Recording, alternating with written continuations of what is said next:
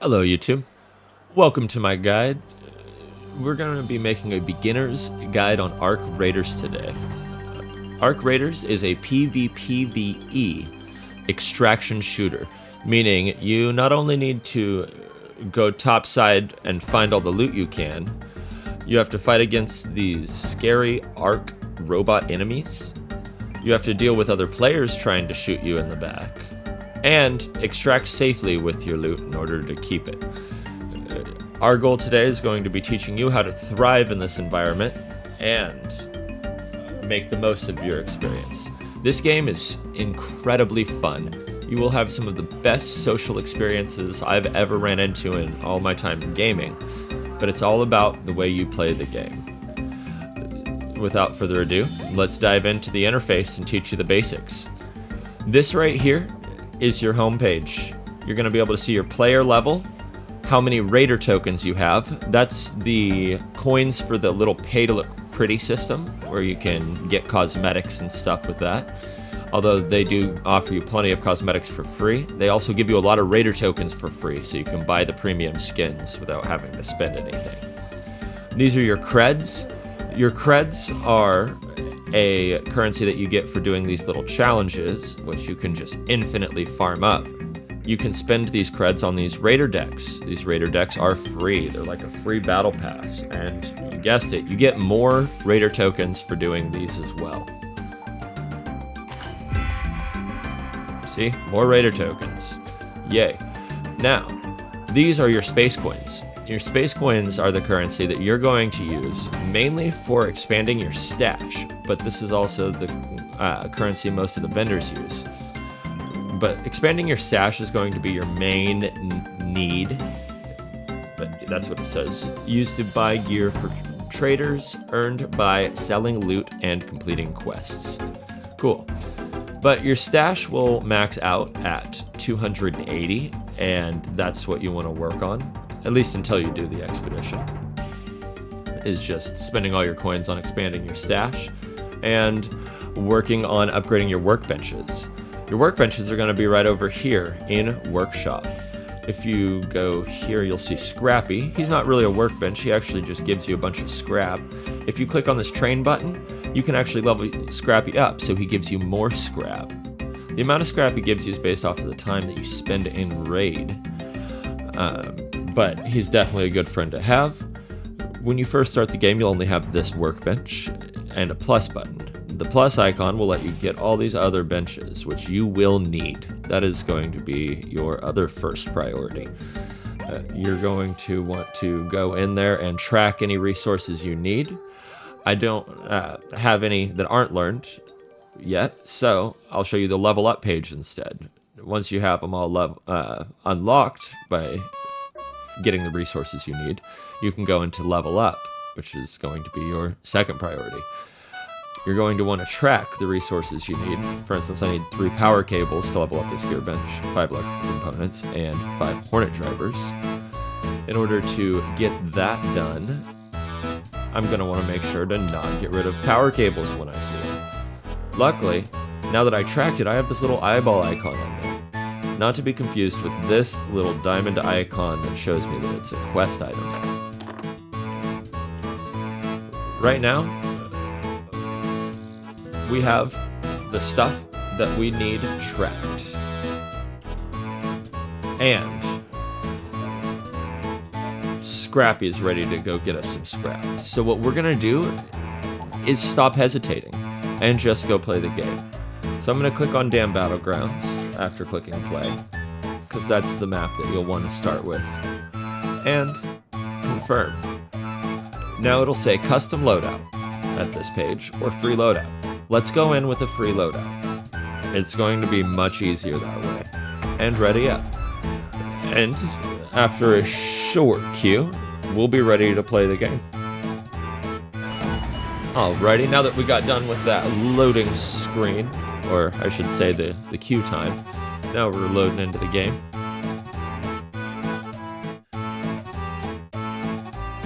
Patiently, very patiently loading into the game.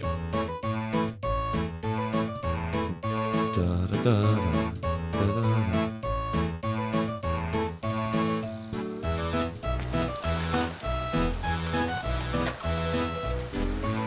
Alrighty, so now that we're in the raid, we're gonna see that our free loadout has given us a kettle, a light shield, a couple bandages, shield recharger, lure grenade, and a jolt mine. So, we are equipped to fight. Now, let's just go and start looting. We ran inside here, so if you see like a trash can with a closed lid, it's gonna be lootable. This one's not lootable, you can tell the lid's already open on it. But let's check this. Cool, we got some chemicals and a frying pan, not too bad. This frying pan, it weighs 2 pounds. That's a lot. What I'm gonna do is I'm gonna salvage it into metal parts right now. And now it only weighs 0.4, which is what I was gonna do when I got back anyways. So it's worth salvaging while I'm out and about right now. Keep running on through this point of interest, and oh, look, a cabinet that's closed and has the search icon. So a candle holder and a faded photograph. Again, this weighs 2 pounds. I'm just gonna salvage the metal parts. That's a lot of weight. It's trying to make me fat, you know? I can't deal with all that all at once. No. Just one drawer in this room. We got a heavy fuse grenade and a remote control. We'll go ahead and salvage that into sensors. And this heavy fuse grenade. Oh, hopefully we don't have to throw that at somebody. I think I have my volume a little lower than I mean to have it. So let's go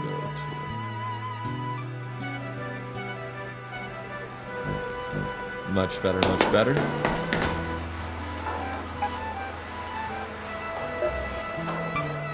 Okay, that might actually be a little odd. Nothing over there. See, this, if it had the lid still on it, would be lootable. Same with that desk, if the drawer was still on it, and if the lid was still on this trash can, it would be lootable. But it's all RNG, so you never know what's going to be lootable until you get here and you look. 3 durable cloth and 2 duct tape, not too bad.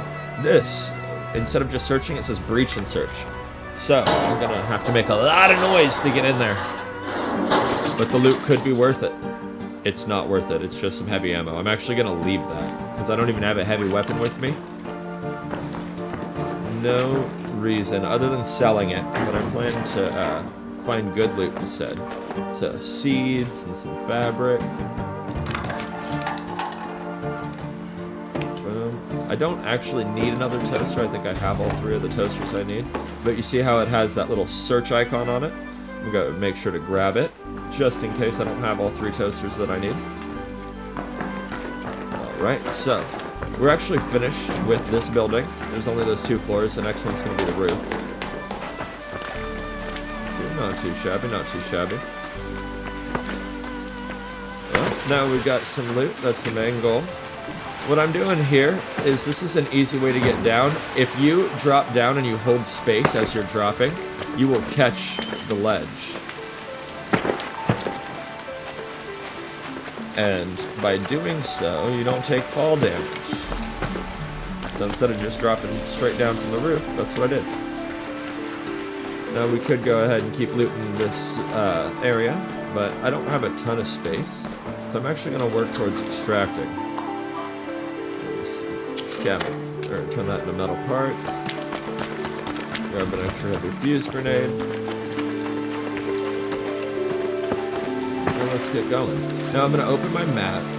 Right here, if we had a Raider hatch key, which you won't have early on, we could go to this sunroof. But unfortunately, that's not the case, so I'm going to try to extract right here.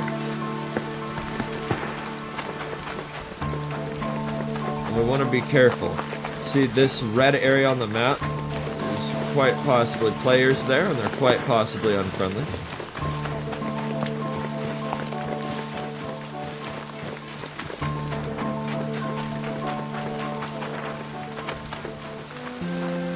The thing with other raiders are, sometimes they'll be friendly, sometimes they won't.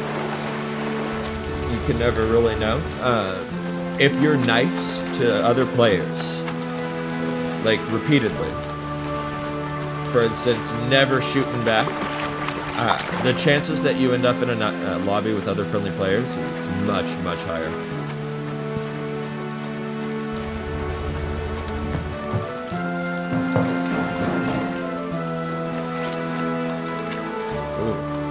Shield recharger, that's pretty good. We like those. Alrighty, so we're right here next to the extract. Hopefully nobody's ratting us out. We can just call the elevator. And now it takes about 45 seconds for it to arrive. So it'll probably be about 23:30 on the clock up top when it's actually here. So I will just hide on bush and wait.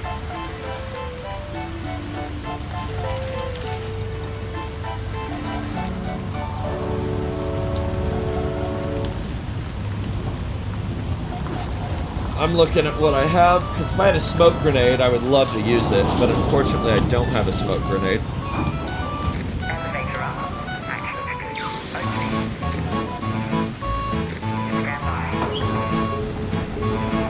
So, the hatch is now open.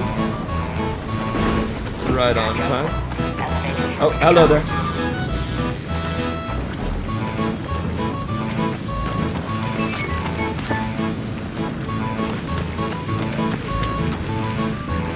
Yeah, I'm right here. Okay, let's not shoot.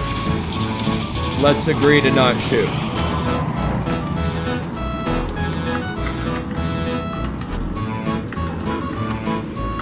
GG's, sir. Alright, so I kind of danced him around there because that person just showed up completely unannounced, and I thought that I was going to have to fight him. But luckily, they hit me with the don't shoot cards, so I didn't have to kill anybody today. And we made it out with all of our loot. It was nice. We got a heavy fuse grenade, some sensors, some durable cloth, some chemicals, some metal parts. And while it wasn't the craziest raid, it was very quick. Got some XP for returning safely for our time on the surface and for looting containers in general. We didn't have to fight any arc that game because we were sneaky, and we ended up not getting into a conflict with that player. So that was an easy first raid.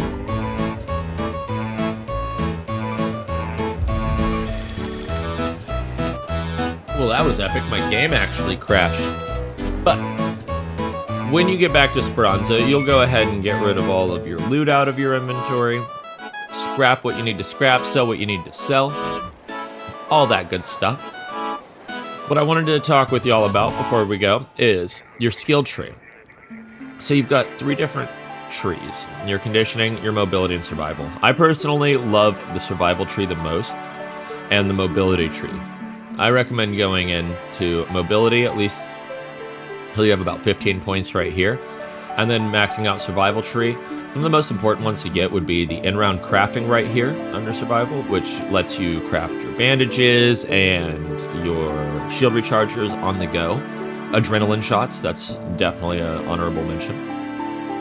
This one right here, additional items to field craft. That lets you craft like Raider hatch keys on the go and defibs. That's really useful too. Now, broad shoulders right here increases the maximum carry weight you can carry.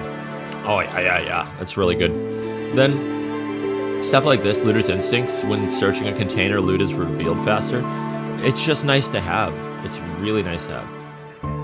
And then while looting, there's a chance to reveal twice as many items at once. That also increases your looting speed. Security breach lockers, not bad.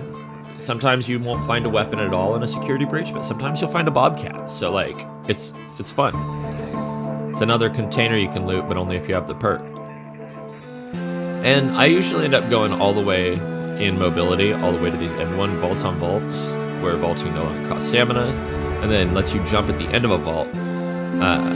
It's just very fun movement tech, and I would recommend going for them. But a lot of people like this conditioning tree. I ignore it entirely. Entirely ignore it. Make sure to not neglect Scrappy. We're gonna have a great time. Bonus tips. Don't stand in the open.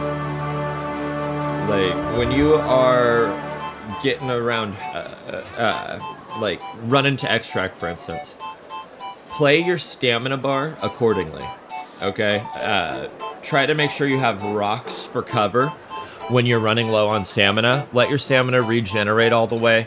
and then keep moving till your next cover. Like if your stamina is regenerating, you want to do it while your character's not just out in the wide open. Otherwise, you're just begging to get shot down by a player or by arc. The arc on this game is actually pretty scary.